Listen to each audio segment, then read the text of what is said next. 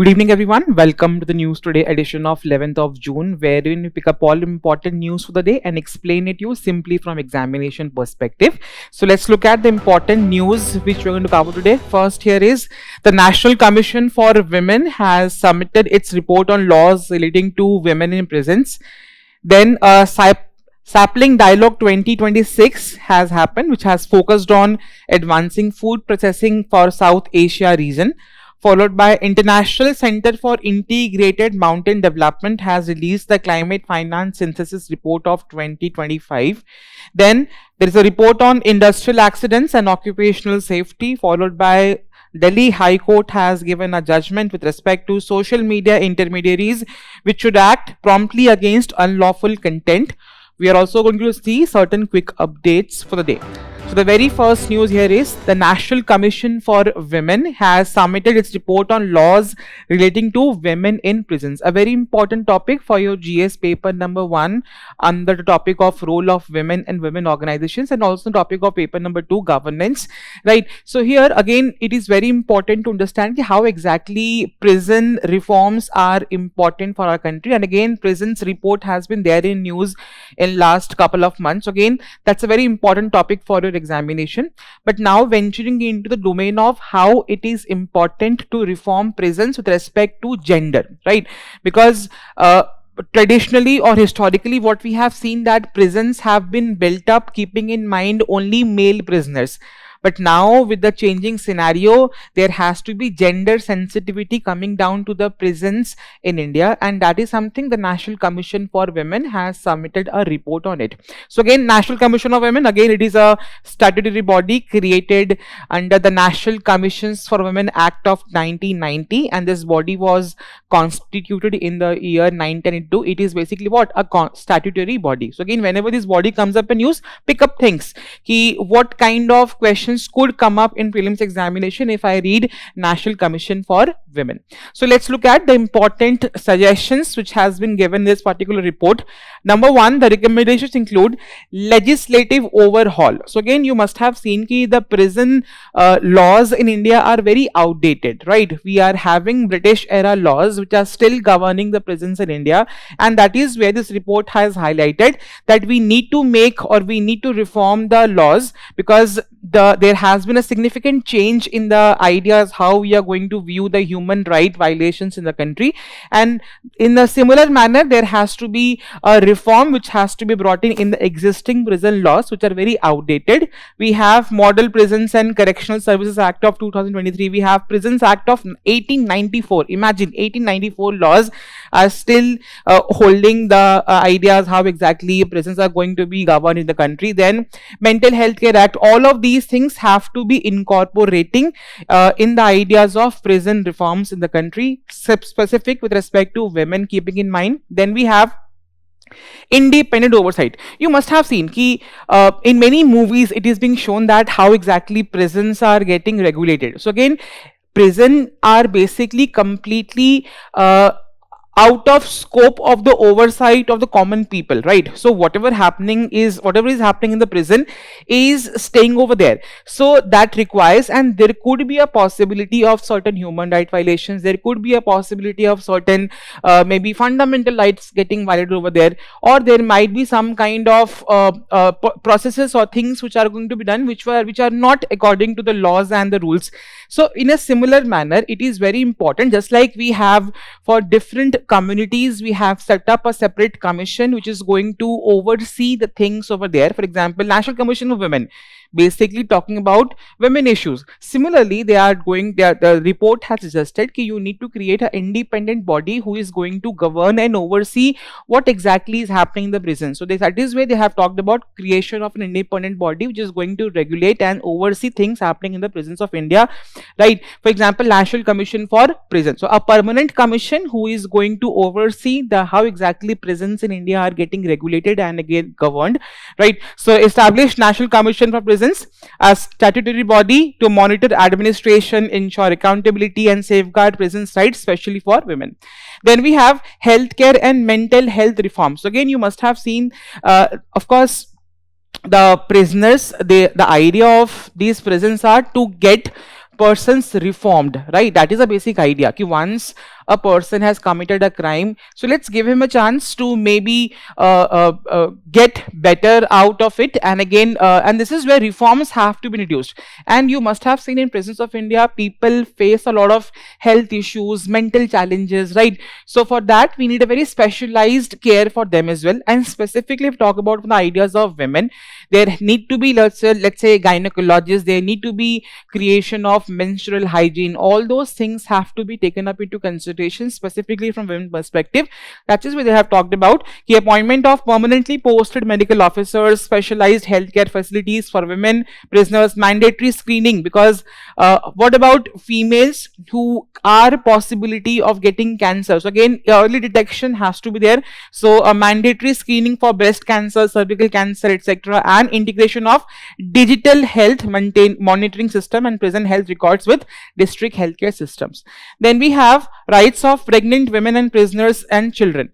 Understand ki there are many women who go to prison and they are pregnant, so there has to be a special treatment which has to be given to them in terms of the maternal care, right? That's a part of our DPSP as well, right? And also there has to be some kind of protection to be given to those children who are getting birth in the prison, so that in their birth certificate don't mention they are born in prison, because that would carry a stigma throughout the life. And that is something which has been discussed over here. Ki mandatory institutional deliveries, we have seen that how important it is for both the health of mother and health of the child. So again, institutional deliveries are mandatory, followed by listing prison as the birthplace of a child's birth certificate, ye nahi karna hai, and strengthening mechanisms to prevent child abandonment. There are many instances where again mothers abandon their children. So all of these things have to be taken up into consideration. Further, they have also talked about in terms of women-centric prison administration. So we have seen ki again, traditionally and not traditionally, historically, our prisons have been built around the idea that again in there will be male prisoners only. But now, of course, with the changing nature of crime and scenarios, all such things, so there are female prisoners in the prisons of India as well. So we need to have female staff, female administration over there, so that gender specific issues could be addressed, gender sensitivity could be maintained, and better protection of women rights would be there with respect to that. And that is what they have talked about, ki ensuring at least 50% of prison personnel are women, appointment of senior women officers has to be done, and regular inspections by DALSA, that is District Legal Services Authority, state commissioners for women, and independent oversight authorities. Then we have infrastructure and prison management. So again, you need to also understand ki maybe let's say the prison cells, historically they have been made to accommodate male prisoners, but now of course females are also there, so you need to make sure that again the infrastructure is suitable to women needs, right? And there has to be a separate prisons as well altogether for female, right? And that has been the proposal ki in prisons, separate women's prisons in states with over 50 women prisoners, and that is going to ensure that how their rights are going to be protected, how they are going to feel safe in the prisons of India due to exploitation and many other reasons. And that is something which has been discussed over here. And lastly, protection against transgender prisoners. They are again a vulnerable sections of society, and they face a lot of discrimination in the society in general. So imagine what kind of discrimination, what kind of violation they might be facing in the prisons of the country. So there has to be sensitivity generated towards transgender in prisons of India. So they have talked about separate and safe accommodation facilities and protection from discrimination and harassment. So again, a very welcoming step in the ideas of prison reforms relating to women in the country. Understand ki this is where questions in UPSC could be asked in general about prison reforms. You can include a women angle, you can include a vulnerable section transgender angle, and that's how you are going to use multiple dimensional points in your answers, and that is of course going to make your answers look beautiful, right? So now coming down to constitutional angle to it. there are certain fundamental rights which are enjoyed even if you are anywhere in the country, even if you're in prisons. Again, equality rights, all of these reforms are addressing these fundamental rights, and DPSP is mentioned in the constitution, article 14, article 15, article 21, then article 39F, which talks about protection of children, article 42 talks about human conditions of work and material relief, right? And there has been a very beautiful quote which has been said by Justice VR Krishna Iyer, that he emphasized that prisoners do not lose their fundamental rights merely because they are in prison. So you can use those quotes in either in the introductions or conclusions of your respective answers, right? That's how we come to end of this. Followed by the next news here is, there has been a dialogue, Sapling Dialogue 2026, which has been recently concluded, and in this dialogue we have emphasized the role of advancing food processing for South Asian region, and that is again interlinked to a specific topic of your syllabus, GS paper number 3.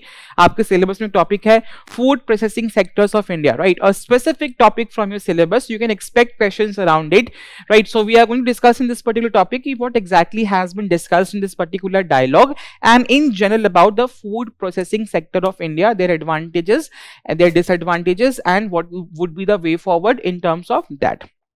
If you see here, so basically this Sapling stands for South Asian Policy Leadership for Improved Nutrition and Growth, and it is basically a regional platform led by World Bank Group to accelerate the transformation of resilient nutrition focused food systems across South Asia. Focus कहाँ कर रहा है? South Asia पे किस चीज focus कर रहा है? Resilient nutritious focused food systems, right? Again, under this they have a program with the name of Agri Connect, which is again aiming to transform smallholder farming, the problem of small holding farming specifically found in India and South Asian regions, then create jobs and strengthen global food security. So basically this is aligning with the World Bank Group's Agri Connect initiative. So Sapling is basically supporting all private sector participation in the food system value chains and help unlock investment for sustainable growth. And that's an idea which they have been focusing. So इस summit में ये हुआ है basically that we need to advance the food processing sector in the South Asian region, and that is where the food processing sector of India is again coming in news. That gives you a hint कि out of all topics in syllabus, these topics are there in news. So again, that becomes important for my examination. So in general about the food processing sector of India, again with respect to the composition and market share of food processing sector, what are food processing sectors? Imagine you have a potato and in one hand you have a chips. The result is of a food processing sector, ki how we are converting an agriculture produce to a processed thing. That is called as, this industry is called as food processing industries of India, and it has a very huge potential in terms of export demand of products. It has a huge potential in terms of creation of a better food security in the country. All those things we have already read in our GS papers. Let's discuss them briefly over here. So again, in terms of its market share and composition, we are going to have some data over here. These data are very important. You can use them as and when required to substantiate any point in your respective mains answers, right? So market size of this sector is $2.15 trillion by 2047, a very important market share, and it is contributing 7.9% to manufacturing gross value addition. Why manufacturing? Because they are also industries. They are using agricultural products as raw materials and they are processing them into a finished goods. Of course, they are contributing to the manufacturing sector. Then it is contributing 88% to agricultural gross value addition, followed by it accounts for 20.4% of agri exports of India, right? And it has attracted investment of 15.86 billion for foreign direct investment, right? And it deploys 7 million workers, which shows the importance of this sector for Indian economy. Okay. Now there are certain government initiatives which has been focusing on development and modernization of food processing industries in India. Number one, we have Pradhan Mantri Kisan Sampada Yojana. Again, this is where you need to switch your gear from prelims to mains examination. That again, we have read multiple schemes during our prelims examination preparation, but we are going to use those schemes in our mains answer writing as and when they are required. There there is a beautiful scope of using those schemes whenever we are going to conclude answers, whenever you're going to put way forward to the answers, right? And that is where they come into picture. Or in order to substantiate any point, you can use respective government schemes as and when in your mains answer writing. Very important thing. So again, extra effort करना नहीं, जो पढ़ा हुआ है उसको revise करके you can use those things in your answers, right? So again we have Pradhan Mantri Kisan Sampada Yojana, which is of course developing farm to retail. Farm मतलब from the area where again the agricultural produce is getting produced and then to the retail market. So developing farm to retail infrastructure through mega food parks. What are mega food parks? There is again a, just like we have IT parks, we are going to have mega food parks wherein they will be situated in the areas of certain agricultural produce. We are going to have cluster based approach, right? What is cluster based approach? कि मान लो कि in Nagpur we have Nagpur oranges, huge production of grapes, oranges over there. So again, we are going to have cluster-based food mega food parks, which is going to institute certain industries specific to the respective products found in that particular region or produced in that particular region. You're going to focus on cold storage because the perishable item of these food is leading to wastage. So if we have better storage facilities, we are going to make the processing process little bit easier and durable in nature. And then agro processing clusters. Then the Pradhan Mantri Krishi Yojana cold storage projects reduced wastage by up to 70% in fisheries and 85% dairy, showing its importance. Then we have production linked incentive scheme. PLI is there in the manufacturing sectors. Now it is also given to food processing sector. मतलब क्या है कि the more you produce on any extra produce, whatever you're doing for the previous year, you're going to get certain kind of incentive, and that is going to help and maybe motivate these food processing industries to produce more, because the more they produce, the more incentive they are going to get on the extra produce what they are doing, and that is something over here. Then Pradhan Mantri formalization of micro food processing enterprises. You need to understand that there are many food processing sectors which are very of small scale, right? A pickle manufacturer in a particular remote area of the country, right? Or maybe there are examples of certain products which are found in that particular district only. So again, we are focusing more on these micro food processing enterprises, and also promoting the idea of one district, one product through credit link subsidy, right? Then we have policy support. Again, we have been given them 100% FDI for under automatic route, then priority sector lending benefits, tax incentives for cold chain infrastructure. So all of these are the initiatives with respect to food processing sector. क्या है, कभी भी question आएगा around food processing sectors, you can use those schemes as and when you are going to write the points as of course the demand of the question के हिसाब से लिखोगे, right? And then in general, whenever we are concluding, we can drop in one or two government schemes to make the examiner understand that again, yes, I am not just only discussing about a particular issue, but again I am also substantiating what is the current government doing around that particular thing in my conclusions, right? So in general about the FPI sector, that is food processing sector, what are the challenges and what could be the way forward? Number one, challenge includes again high food loss, because we have seeing that 30% of food production produced in the South Asia is lost or wasted annually. अब क्यों होता है wastage? Why? Because of storage facilities, right? Why? We are not processing those foods, right? And that's the reason. You must have seen couple of months back we had this whole news in the media that again farmers in distress are selling their onions in Maharashtra at rupees 1 rupee kg. Why? Because they do not have enough cold storage facilities, and if they are not going to sell it, they are going to be wasted, and that is where they come into picture, right? Then we have low processing levels. Of course, we have significant share of agricultural produce remains unprocessed, कि बहुत सारे ऐसे items हैं which are not processing altogether, which have a huge scope of processing, right? Then we have infrastructure gaps. Again, we have discussed this, inadequate cold chain storage facilities, logistics, market linkages nahi hai. Then competitiveness issues, we need higher productivity. We have a problem of agricultural productivity in the country, right? So we need to improve upon that. Then value addition and global value chain integration we need to focus upon. Then untapped employment potential. This sector, of course, it is a manufacturing sector, right? So it has a huge scope of employment, and we are seeing that again agriculture constitutes roughly 40 to 42% of employing over there, which and contributing only 18% roughly to the GDP, right? So those, and there is an idea of disguised in unemployment over there. So now we are going to use those disguised unemployment in a sector where again they can actually contribute and economy can also grow with their growth as well. And ये linkage की बात है. So again, this sector has a huge employment potential as well. So what could be the ideal way forward?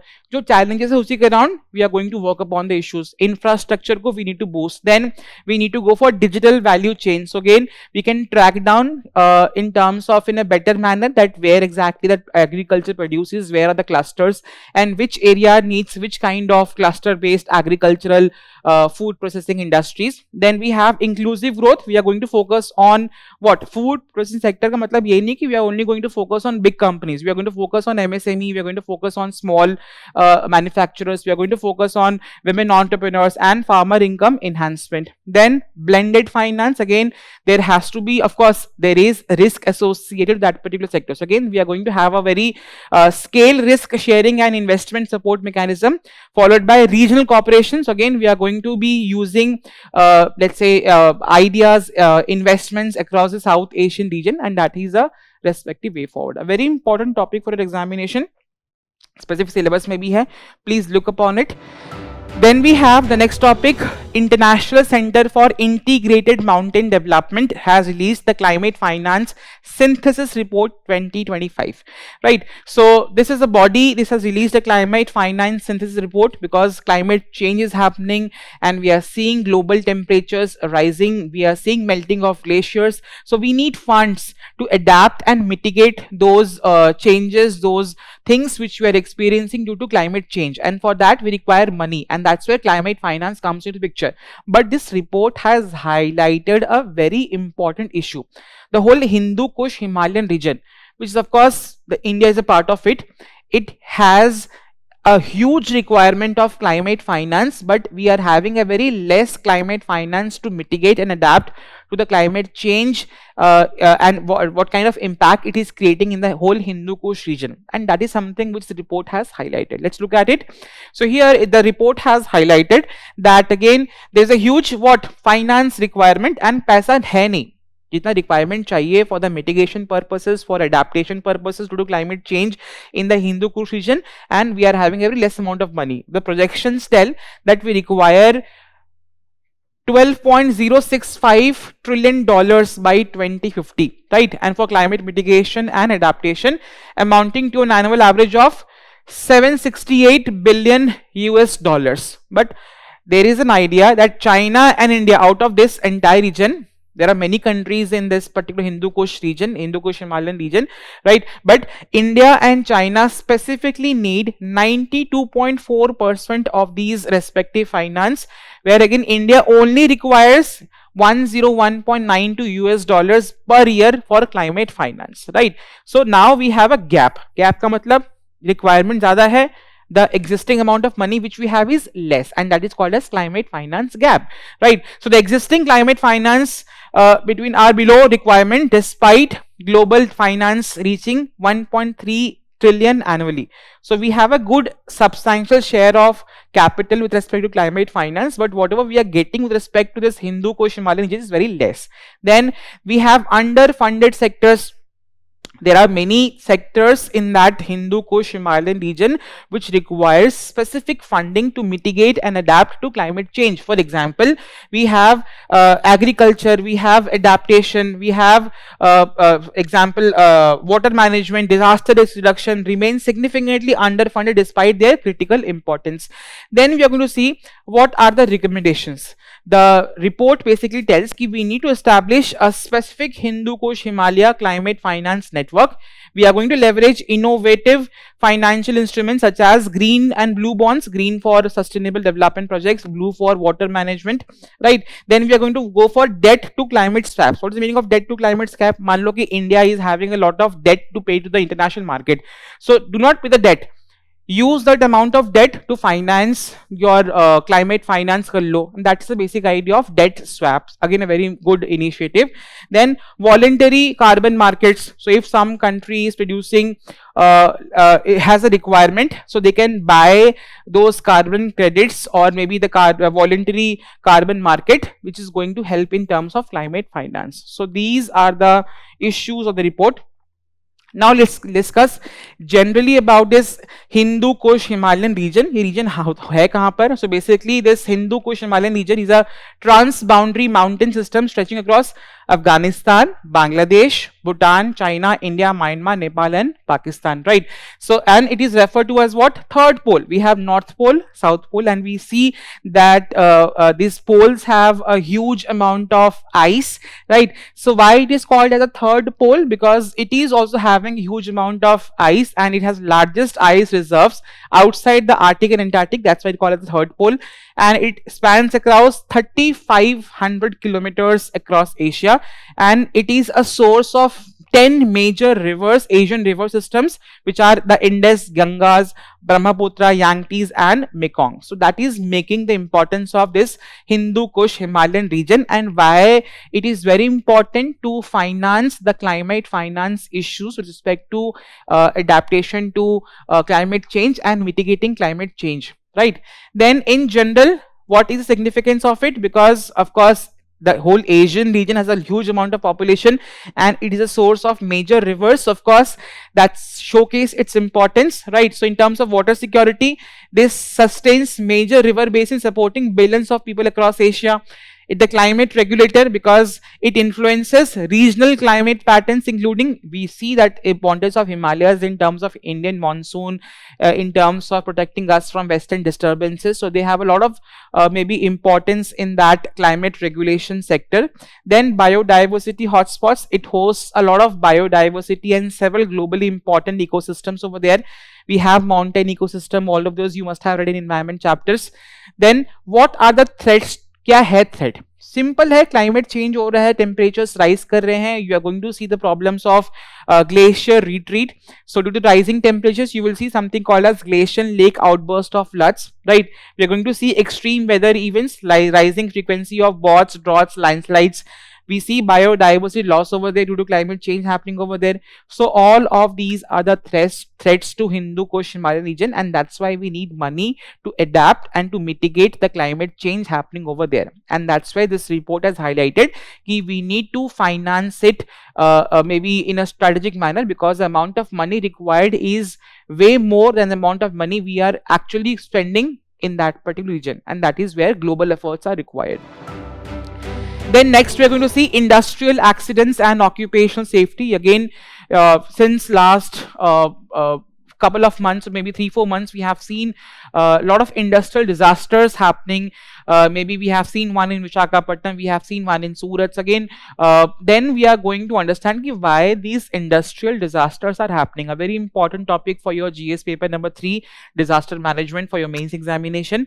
So what kind of disasters they are? Of course, under the category of man-made disasters, right? So let's discuss what are the issues and why we are seeing frequent industrial disasters, and what is the existing measures which we are taking in order to ensure that these disasters are getting mitigated, and we are having bodies, institutions and funds which is going to resolve it. So let's discuss that. Number one, we are going to see, of course, we have seen Surat septic tank deaths. We have seen Visakhapatnam steel plant explosion, which has highlighted what? The persistent safety failures and occupational hazards in India's industrial sector, because around these industries there are people living, right? So this is compromising on safety of people living around those industries as well. So that is where this is a very important segment for human safety and of course occupational hazards, right? So causes kya hai? Number one, systemic and regulatory failure. So we have seen that again, although we have laws, we have regulations, we have standards which need to be met by the industries, but many times we have seen that again these safety laws are not violated. There has been less number of inspections in these industries, right? There has been dilution of safety and environmental norms in the pursuit of ease of doing business. So we are compromising on the safety over the business, and that is something which need not to be done. Then contract labor, many times we are not training the laborers who are working on those industries, that how they can react and how they are going to situationally handle situations whenever these kind of disasters are happening in their respective industries where they are working. So we have inadequate training, poor supervision, and fragmented accountability increases the workplace safety risks. Then we have cost cover safety mindset, that we are seeing that again financial pressures lead industries to prioritize cost cutting over worker safety and maintenance. Key business is working on the motives of profit, right? But in profit motive we are compromising on the safety of industries, on the safety of workers, and that is something which we should not do. Then operational and technical deficiencies, we have seen that human errors are of course happening. That is again, benefit of doubt can be given, but again, why human errors are happening? Maybe there's a problem of work pressure, there's a problem of rest, right? Then engineering design flaws are there, poor maintenance, aging infrastructure, violation of standard operating procedures, right? So all of these are examples. Example is the NTPC Uchahar boiler blast of 2017, example of improper use of safety equipment in the septic tanks. So these are the prominent reasons of industrial accidents happening in our country. Thing in news, link to your syllabus of GS paper number 3. That is where, that's how you can expect question around those topics in your examination. Fire, very important. We are seeing incidences of fire disasters happening in the country. So again, that is again important from topic of GS paper number 3. So look at those topics. Something frequently coming in the paper, something happening in the country. So you as future administrators, you are expected to have a point of view on that, and that can be tested in your mains examination, right? That is a linkage which you should build upon. Then in general, what kind of measures for industrial safety and disaster prevention we have? We have laws, we have, let's say, Environmental Protection Act, we have Public Liability Insurance Act, we have Occupational Safety, Health and Working Conditions Code of 2020. For institutions, we have NDMA, we have state and district level institutions. For emergency responses, we have dedicated thing for hazardous materials, hazmat response units. We have NDRF teams trained in chemical, biological, radiological and nuclear emergencies. We have technological advancement over here. We have advanced process safety management systems and safety audits. We have community preparedness, public awareness, local rising crisis groups, emergency evacuation plans. We have international best practices, ILO, occupational safety standards, Sendai framework for disaster management. All of these are the existing mechanisms with respect to safety and disaster prevention which we have and which India is following, right? So basically we need to work on the reasons so that better compliance of these institutions, rules and laws have to be there, better inspection has to be there, and that is where better governance in this particular area is required, right? Then we have the last main news today, a very important one connecting to your GS paper number 2, polity and governance, right? So recently Delhi High Court has issued a order with respect to how social media intermediaries should act promptly against unlawful content, right? So that is something which Delhi High Court has discussed about it. So again, it is specifically interlinked to paper number 1 or paper number 2, of course, judiciary, constitutional institutions, freedom of speech, and in essay we can interlink of balancing liberty with responsibility in the digital age. Hua kya tha? There is a case with the name of Delhi High Court in a contempt petition. We have read in polity, that is contempt of court kya hota hai. High courts and supreme courts have a power to punish people for the contempt of the court, right? There are two types of contempt, civil contempt, criminal contempt. We'll discuss that, but let's discuss the case first. Hua kya tha? So there is a petition which was filed in the Delhi High Court with the name of Delhi High Courts Bar Association versus Kapil Kakkar and others 2026, right? So what happened? So Mr. Dr. Kapil Kakkar, in his social media post, he has, which again there was a building collapse which happened in the Saket region of Delhi in May 2026.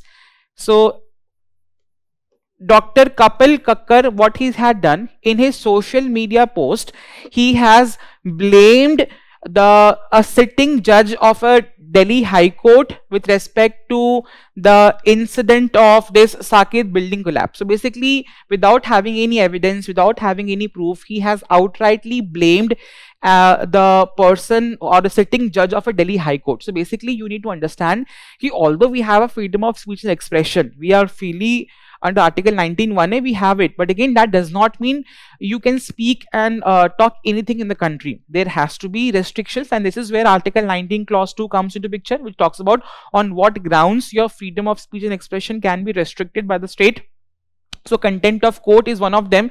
So the idea here is ki the judiciary basically in this particular judgment has talked that ki social media, of course you have a fundamental right of freedom of speech and expression, but that does not mean you can speak anything without any basis or without any proof, right? And that is compromising on the judiciary, because judiciary is one of the respected organs of the state which has been doing the task of providing justice to the people. People see judiciary with a lot of faith and trust.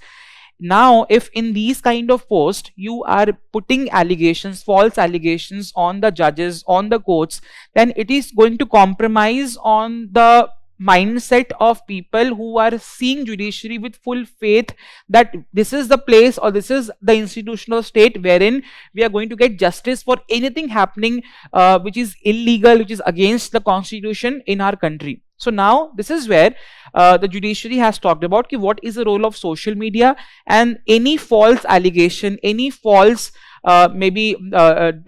derogatory remarks towards judiciary is going to be seen as an idea of contempt of court.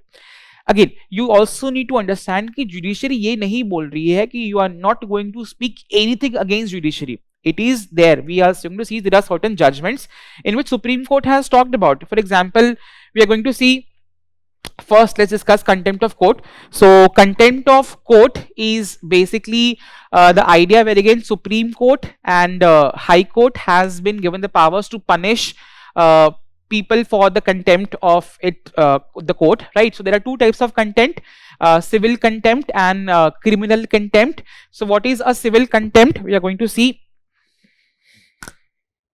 So civil contempt is basically an idea wherein, let's say, courts have given a order and you are not following that order, that is going to be coming under the idea of civil contempt. Civil contempt क्या होता है? मान लो कि let's say if you are a builder, if you are making a construction in an area, court has issued an order कि without getting environmental clearance, please do not construct that particular building until environmental clearance is given to you. That's a court order. But again, you are not following the court order and you are again making the building over there. That is going to be called as civil contempt, right? Then there is an idea of criminal contempt. What are criminal contempt? For example, under the Contempts of Court Act of 1971, these are the reasons or these are situations which is going to be coming under criminal contempt. क्या है? Publication or acts or that scandalizing the court. What is scandalizing the court? Basically putting the constitutional institution of judiciary in a manner which is going to degrade its, or which is going to maybe compromising on its stature, and again eroding the trust of people from the justice system. That is the idea of scandalizing the court. Lowering authority of courts or prejudicing judicial proceedings. Then obstructing administration of justice. Example क्या है? You are going to be compromising, or making threat to the judiciary, or making threat to the lawyers in the court, right? And that's an idea of criminal contempt, right? So this is where you need to understand it, and this idea I have maybe this social media post is coming under the idea of criminal contempt, right? So under Article 129 and 2 and 5, the Constitution of India itself has given the power that Supreme Court and High Courts are going to be court of records, and they are going to punish, power to punish for the contempt of court. Now, so let's understand ki why it is important. So again, Supreme Court or Delhi High Court in this particular case has given its observations that again, judicial decisions, okay, you have freedom of speech and expression. We are living in a democratic country. Of course, you're going to speak about what you feel, but in the name of democracy, you are going to criticize the judgments. you are going to criticize the way judicial proceedings are happening. That is okay, that is coming under your rights of freedom of speech and expression.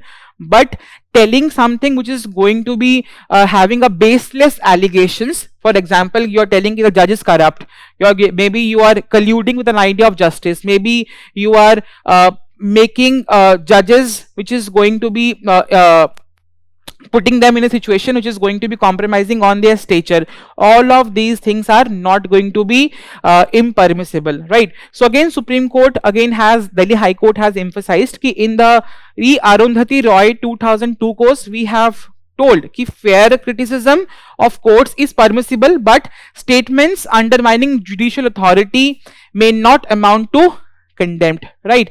Then in Amish Devgan versus Union of India case 2021, free speech cannot be used to create public disorder, right? Constitutional institutions deserve protection, and this is a judgment which Delhi High Court has used ki if you are making false allegations, you are compromising on the constitutional institution deserving protection, right? So now it has put again the directive on the social media account or social media companies. It has told कि you cannot be acting as safe harbor and intermediary obligations. ये है क्या कि मान लो if you are posting in social media, so there are protections given to those social media companies.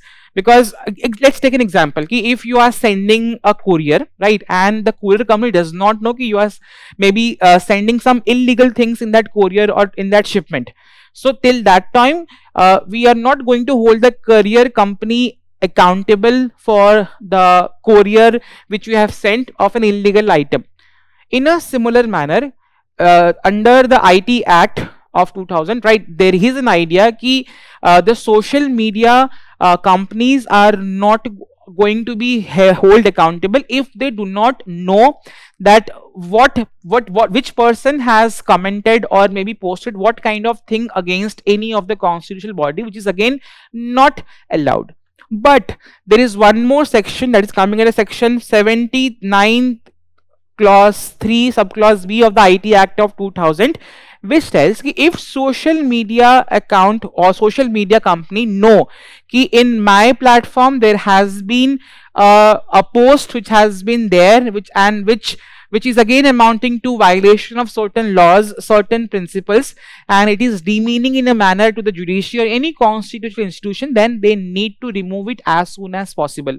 So that is where they are. The Delhi High Court ने बोला है कि social media companies you cannot be only a safe harbor, कि आपकी responsibility नहीं है कि someone has posted in your platform. If you know this, you need to remove it as soon as possible. That is something the court has told. कि the social media intermediaries cannot remain silent spectators and must promptly remove unlawful content upon actual knowledge without waiting for specific orders, right? And that is something which they have discussed over here. Then in terms of social media and free speech, again very important topic. There could be a essay topic which can come out of it, which we have discussed in the initial part of the discussion.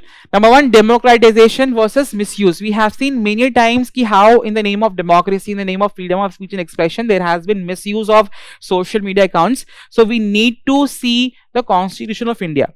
If the Constitution of India has given us freedom of speech and expression under Article 19(1)(a), it has also mentioned under Article 19 clause 2 that on what grounds it can be restricted, and one of the grounds is contempt of court. There are multiple grounds, but contempt of court is one of the grounds which again against which your freedom of speech and expression can be restricted.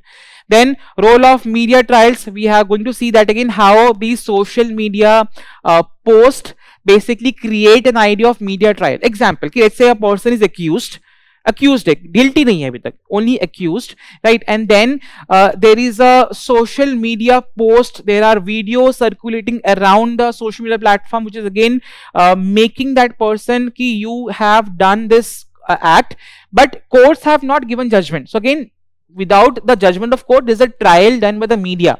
So that is where it is going to compromise on the justice and compromise on the rights which is going to be enjoyed by that particular person, right? And that is where media trials are one of the important things which needs to be regulated, and that's why this is coming to picture. Then scandalizing the judiciary, we have seen that again if you are putting up baseless accusations, if you are maybe let's say disrespecting a constitutional institution, you're eroding the trust of people from justice system of the country, it is going to be not allowed and it's going to be coming under contempt of court. These are the basically rules. So very important topic for your GS paper number 1, GS paper number 2, from the ideas of judiciary, polity and governance, freedom of speech and expression. You can use those things in your answer writing process.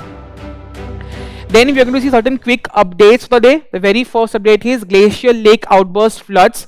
So what are glacial lakes outburst floods? So basically there are lakes in the Kashmir Himalaya which are highly susceptible to this glacial lake outburst floods. So what are glacial lakes? Basically water bodies which are naturally they have been accumulated in a particular area due to what? Maybe let's say a mountain hai, glacier mountain hai, and again the water is flowing, and again the ice has created a boundary, or the moraines, or let's say the depositions which has been brought down by that mountain has created a water body which is called as a lake. These are called as glacial lakes. But due to climate change, what is happening? Global temperatures are rising, melting of glaciers are happening, and then these lakes which are basically surrounded by ice, or let's say maybe ice kind of bodies, they are melting, and then a sudden downpour of those water in from those lakes is happening in the nearby regions. We have seen multiple examples. For example, the Kedarnath disaster of 2013, for example, the Dig show in Nepal. All of these are examples which has been due to this global lake outburst. So this news talks about these 5 lakes, that is the Bhramsar, Chirsar, Nandkol, Gangabal and Bhagsar lakes in the Kashmir Himalayas are highly susceptible to glacial lake outburst floods, and that's where mitigation has to be done. So very important topic for your examination. Then we have floating solar power potential.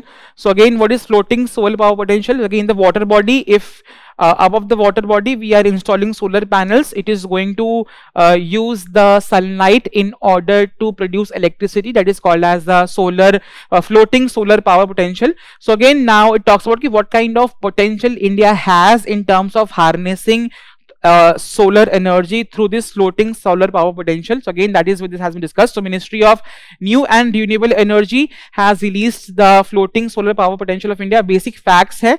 So they are basically the idea they have told ki India has an estimated 102.18 gigawatt power floating solar power potential, and India's installed capacity of course has increased, right? And the highest potential states are Maharashtra, followed by Madhya Pradesh and Karnataka. You can use this topic altogether as a point in any question which is around the ideas of renewable energy or solar energy.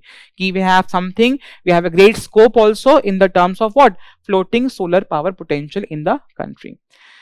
Next we have credit guarantee scheme for microfinance institutions 2.0. So recently government ने बोला है कि we are going to extend the validity of credit guarantee scheme for microfinance institutions 2.0. What are these? Basically you need specifically in the rural underserved areas of the country, there is a requirement of credit. There are very small borrowers who require money, but they do not have access to what? Formal credit mechanism, right? And that's why their microfinance institutions comes into picture. So hota kya hai in general? What's the process over here? So basically the eligible कौन पैसे ले सकता है इसमें से? Small borrowers within the regulatory definition of microfinance as prescribed by RBI from time to time. So now what is happening कि if I am a small borrower, how exactly money will reach to me through those microfinance institutions? Microfinance institutions will get money from banks, right, or those lending institutions. So again, the member lending institutions for the financial assistance extend them to what? Banks देंगी पैसा किसको? To this non-banking NBFC microfinance institutions or MFIs, and then these MFI will be giving to the small borrowers. What if small borrowers are not returning money back to these microfinance institutions? And now of course these institutions which has got money from these member lending institutions or banks, they are not going to pay back to them, and that's where what would happen? In short, क्या हो जाएगा कि ये इनको पैसे देना बंद कर देंगी. That is where government comes in rescue, that they are taking the guarantee कि if there is a failure, if money is not coming back to you, we are going to give that support to you, and that's why this criteria has been there. The guaranteed coverage, 80% amount will be off in the default for small borrowers, then 75% for medium and 70% for large NBFC MFIs. That has been there. So सरकार ने बोला कि we are going to continue. Why? Because credit availability is very important, and that's where there are multiple small industries, women entrepreneurs, self-help groups, right? They require money from time to time, and that's where this extension of facility has been done for them. Then we have this RITs and InvITs. So again, very important development क्या हुआ है कि the Reserve Bank of India has allowed banks to lend directly to the real estate investment trust and infrastructure investment trusts. We have discussed this multiple times. क्या होती है institutions कि basically if I am a person, I want to invest in a shopping mall or in a any, let's say, infrastructure project, so I do not have money to invest that much amount of money to directly invest in that infrastructure project. So क्या होती है, I am going to give money to a company, which company is again investing in that infrastructure project. Technically क्या हो रहा है कि I have, let's say, 10,000 rupees and there is a project of 100 crores rupees or 200 crore rupees. I do not have that much amount of money. So whatever share of money I will be investing in that particular company, the amount of profit proportionally will be given back to me. And that is happening through this two settlements or two mechanisms called as real estate investment trust, where again we are investing on the real estate sectors. Like example, enable investors to earn from real estate without directly buying or managing properties, and then infrastructure investment trusts, which are focusing or investing on the major infrastructure projects of the country. तो news क्या है, RBI ने बोला है कि banks can directly lend to these institutions. Next we have Sangeet Natak Academy Awards. Again, a very important. We have seen questions coming from awards in the prelims examinations. So again, that's where you need to track down those things. It will be covered in your monthly current affair magazines and PT 3 magazines of your art and culture section. So let's discuss the Sangeet Natak Academy Fellowship, that is Academy Ratna, then Sangeet Natak Academy Awards for Academy Purashkar, and Ustad Bismillah Khan Yuva Purashkar for the year 24-25 has been announced. So basically we are going to see, this is an important thing for us about Sangeet Natak Academy. It has been established in the year 1953. It is India's apex national institution for preservation, promotion of music, dance and drama. Very important. Coming under the Ministry of Culture, registered under Societies Registrations Act of 1860, appointed by the Chairman, appointed President of India for a term of 5 years, and they are helping in terms of preservation, promotion, dissemination of India's intangible cultural heritage in performing arts. What are intangible cultural heritage? Which are passed on from generations to generations, right? For example, life skills, traditional skills, knowledge, all those things in the form of performing arts. Then we have ethanol blending. Again, we have covered multiple times in news. E100, E85, the let's say FFVs has been launched. That is where Sarkar ne bola, government has told कि we are going to make sure that there will be no excise duty which is going to be imposed on petrol blends containing 22%, 25%, 27% and 30% of ethanol. Why? Because we are going to promote the ideas. What is excise duty? Let's say if I am a producer, if I am producing a particular good in the country, I have to pay a tax on it. Basically it's indirect tax. So majority of indirect taxes have been subsumed under GST, but again there are certain, for example, petroleum is not coming under GST. So again this is where there is going to be excise duty imposed on the petroleum products. But again Sarkar ne bola hai ki we are going to let's say promote this ethanol blending program of the government, is going to be lessening our imports of crude oil and again making it as a sustainable fuel, less let's say impacting to climate, and that's where excise duty has been relieved for these kind of petrol. Very important news, just read about them.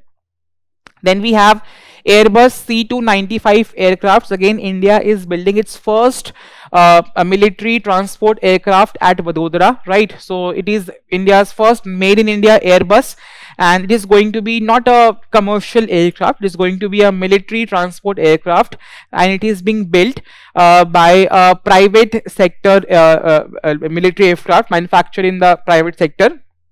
It is a collaboration between Airbus and Tata Advanced Systems Limited for Indian Air Force. Right. So again, क्या है खासियत इसकी? It is going to be helping the army in the cases of reliable, highly versatile tactical transport aircraft. It is having a lot of usefulness in terms of transporting cargo, maybe helping in terms of humanitarian aid and other tasks. That is the aircraft all about.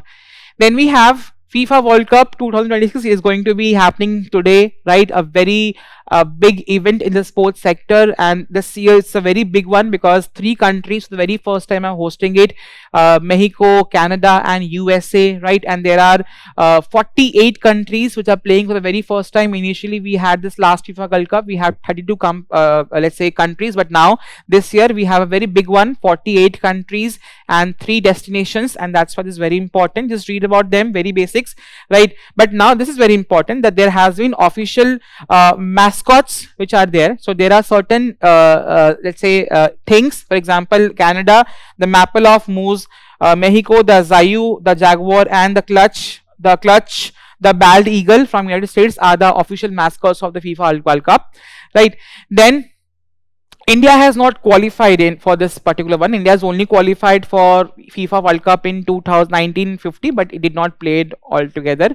Then we have the Global Navigation Satellite System, a very important. You know what is GPS. So currently, the Ministry of Defense has signed a contract for procurement of 20 enhanced capacity Global Navigation Satellite System jammers.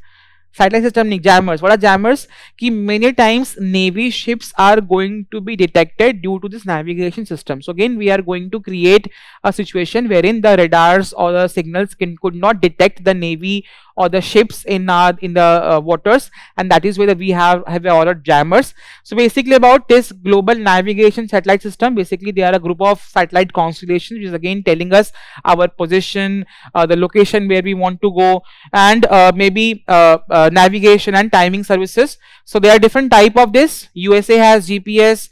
We are using a lot of GPS systems in our country. Then again, we have GLONASS of Russia and Galileo of Europe. We have BDO of China. We have India का indigenous क्या है satellite system. We have Indian regional navigation satellite systems and Japan's quasi-gen satellite system. सारे important है for your prelims examination. Then India's NAVIC, that is India's own, just like US has its GPS, India ka bhi we have a navigation satellite system called as NAVIC, that is providing accurate position, velocity and timing both for civilian and defense purposes. So again, a very important topic from defense sector. That is where that makes us important for your examination of prelims. So that's how we come to the end. So all important questions which could be framed from the topics which I have discussed will pop up in your screen. Now please solve those questions. That is going to help you understand ki how questions could be framed from the topics of newspapers and how questions are coming in examination. And lastly, Vision has come up with this digital current affairs platform, which is of course going to be a one-stop solution for all your current affairs need. Please go and navigate the website. We're certainly going to help you a lot in terms of your current affairs preparation. Thank you so much and all the very best.